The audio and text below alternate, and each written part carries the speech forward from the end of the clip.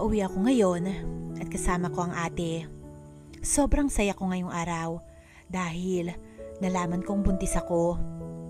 Baka kapag nalaman ng asawa kong si Matthew ang tungkol sa anak namin baka magbago ang tingin niya sa akin. Mula kasi noon, ayaw niya sa akin dahil fixed marriage lang naman ang nangyari. Masisiyahan kaya siya dyan sa ibabalita mo? Biglang tanong ni ate. Oo naman ate, sagot ko. Pero sa totoo lang hindi talaga ako sigurado ng buong buo. Joy, Matthew? Anong ibig sabihin nito? Naluluhang tanong ko nang makita ko silang may ginagawang kakaiba. Oh, hi, my dear best friend. Ngising sambit ni Joy.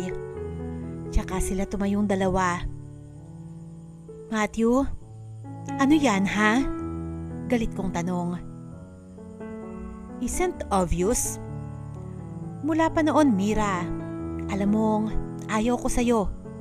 Kaya wala ka rin karapatan para tanungin ako sa mga gagawin ko. Sagot nito na nagpaluha sa akin. Walang hiya ka, Matthew. Galit na sigaw ni ate. Lumakad si Matthew at may kinuhang papel sa study table. Sign that paper, Mira. Cold na sambit ni Matthew. Pero umiling ako. Matthew? So, please no. Umiiyak ako, napakiusap at ramdam kong hinawakan ng ate ang braso ko. Tama na, Mira. Mas mabuting hiwalayan mo na lang ang lalaking yan at hayaan mo siya dyan sa walang hiya mong kaibigan. Galit na sambit ni ate. Wala akong nagawa kundi ang gawin yon.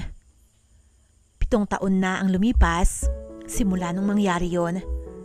Lumayo ako at sumama sa ate papuntang ibang bansa. Doon kasi ay nakapangasawa siya ng isang Italian. Masaya na ang buhay ko at di ko nakapiling ang lalaking minahal ko ng buong buo. Sino nga ba naman ako para maghabol pa, di ba? Noon sinabi ni ate na kaya niya akong tulungan para managot si Matthew. Pero umayaw ako sa gusto niya. Mas pinili ko na lang na magpakalayo-layo. Nung nakaraang buwan lang, umuwi kami ni ate dito sa Pilipinas upang magkita naman kami ni Kira. Ang ganda ng Pilipinas. Ma'am? Napatingin ako bigla sa anak ko nang tawagin ako nito. Why, baby? You need something? Tanong ko rito. Ma'am? I love you. Hirap na hirap niyang sabi sa akin at nilagay ang isang kamay sa pisngi ko. Kaya hinawakan ko yun. I love you too, my baby girl. Bigil luhang sabi ko at niyakap ko siya. She's Kira Fuentes. Sure name ko ang dala-dala niya. Meron siyang kambal dahil kambal talaga ang anak ko pero nawala ang kambal niya 2 years ago. Yun naman ay si Kiara Fuentes. Nawala si Kiara dahil sa kidney failure. Handa na ako magbigay ng kidney para kay Kiara pero masyadong mabilis ang oras at nawala agad siya. Hindi niya kinaya. Ngayon, si Kira naman ang may sakit. Meron din siyang kidney failure. Pero doon ko lang din nalaman na hindi pala kami match. Kaya bawal ako mag-donate ng kidney. Sobrang sakit sa akin pero kinakaya ko para sa anak ko. Ayaw kong iwan din niya ako gaya ng ginawa ni baby Kiara. Ma'am, it's hurt. Nahiwalay ako sa yakap sa anak nang umiyak ito at dumaing. Tiningnan ko siya ng mabuti. Iniinda na naman niya ang tagiliran niya. Tatawag ako ng doktor, okay? Wait me here. Pigil iyak kong sabi at dali-daling lumabas ng ospital. "Doc! Doc!" I shouted at may nakita akong doktor na palabas sa isang silid kaya nilapitan ko ito. "Doc, please tulungan mo ang anak ko," sabi ko rito. "Mrs., I'm sorry, pero may importante kaming pasyente. Sorry, maiwan na kita," sabi nito, kaya napatakip ako sa aking bibig at doon napaluha. Nilapitan ko ang 2 doktor at isang nurse. "Nurse, Doc, please yung anak ko. Kailangan niyang tulong, please." Pakiusap ko sa 3 at halos lumuhod na ako sa harapan nila. "Sorry ma'am, may importante kaming pasyente na kailangang unahin at malubha na ang lagay nun," sabi ng nurse, kaya napailing ako at akmang lalakad na sila nang humarang ako. "Bakit? Buhay din naman ang kailangan yung iligtas. Please, anak ko yun. Please." Umiiyak kong pakiusap sa mga ito. "Sorry ma'am, may-ari ng ospital ang may anak din na andito ngayon, kaya kailangan naming pumunta sa operating room," sabi ng isang doktor. At lumakad na sila paalis. Doc! Napaiyak na lang ako nang hindi na nila ako pansinin. Lumakad ako at humanap muli ng doktor. Marami akong nakakasalubong ng mga pasyente, pero nurse at doktor ang kailangan ko. May nakita akong 2 babaeng doktor, kaya nilapitan ko agad ang mga ito. Doc, sabi ko, kaya napalingon sila sa akin. "Doc, tulungan niyo yung anak ko." Umiiyak kong turan at lumuhod ako sa harap nila na ikinagulat nila. "Mrs., tumayo ka dyan at hindi mo kailangang gawin yan. Tara, dalhin mo kami sa anak mo," sabi ng isang doktor na babae at inalalayan nila akong tumayo. Lumakad ako ng mabilis at sumunod naman sila sa akin. Pagpunta namin sa kwarto ng anak ko ay agad nila itong nilapitan. "Check the heartbeat." Napatingin ako sa monitor nang mag-straight line na agad iyon. Napatakip na lang ako sa bibig at umaasa na gagaling ang anak ko. "Doc, what happened?" Umiiyak kong tanong at patuloy nilang nire-revive ang anak ko. Time of death, 12:54 p.m. Tila binuhusan ako ng malamig na tubig dahil sa narinig kong sabi ng doktor. Tumingin sila sa akin, pero napailing na lang ako. "We sorry, Mrs.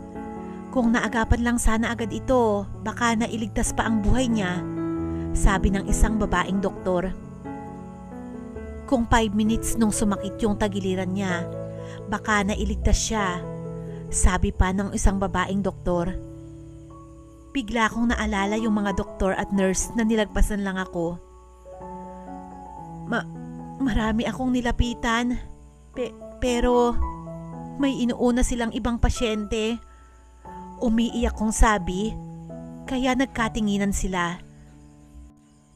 "I think yun ang anak nila Sir Matthew Takashi at Ma'am Joy Takashi na ngayon ay nandito sa ospital.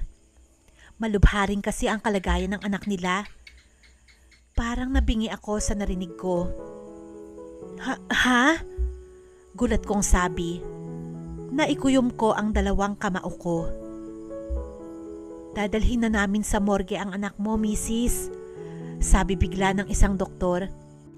Kaya napatulo ang luha ko at tumango. Lumabas sila ng kwarto. Hila-hila ang stretcher, kaya sumunod ako. Nang makarating sa morgue, ay may iilang tao rin doon. Lumabas ako sandali.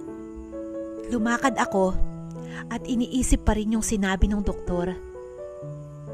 Anak nila Matthew at Joy? Mga walang hiya sila. Biglang nag-ring ang cellphone ko at nakita ko ang pangalan ni ate. Kaya sinagot ko muna ito. Hello? Ate? Sis, kumusta na si Kira? Bukas pa kasi kami makakapunta dyan eh. Ate? Wala na si Kira. What? No! That's not true. Wala na siya. Iniwan na naman ako ng isa kong anak. Huling sabi ko at pinatay ko na ang tawag dahil hindi ko na kaya. Napaupo ako sa tiles at napasandal sa pader. Tanging iyak lang ang nagawa ko. Baby. Baby. Kira is a sweet daughter. Ganyan ko siya ilalarawan. Mabait din at mapagmahal. Mahal na mahal niya kami ng kambal niya. Mira, nahinto ako sa paghikbi nang may tumawag sa pangalan ko. Boses na ayaw ko nang marinig pa kahit kailan. Tumayo ako at hinarap ko ang taong tumawag sa akin. Long time no see. Ngiting sabi ni Joy sa akin. Yes, si Joy nga. At si Matthew. Wait, umiiyak ka ba? Tanong pa ni Joy. Gusto kong malaman kung totoo ba na anak nila ang inasikaso ng halos lahat ng doktor at nurse. May anak ba kayo na andito ngayon sa ospital? Garal-gar kong tanong. Actually, yes, meron. Nabaril ang anak namin ng di kilalang mga tao, kaya isinugod agad namin siya dito. Thank to God, dahil buhay ang anak namin ni Matthew. Ngiting sagot ni Joy, kaya napatango ako. Anak nga nila ang dahilan. So, anak nyo pala? Tanong ko, kaya kumunot ang noo nila. Dahan-dahan akong lumapit sa kanila. What do you mean, Mira? Seryosong tanong ni Matthew. Kaya, nang makalapit na ako ay sinampal ko sila. Pareho ko silang sinampal ng sabay. What is your problem, ha? Galit na sigaw sa akin ni Joy. Kulang pa yan, sigaw ko sa kanila. Mira, don't make a scene.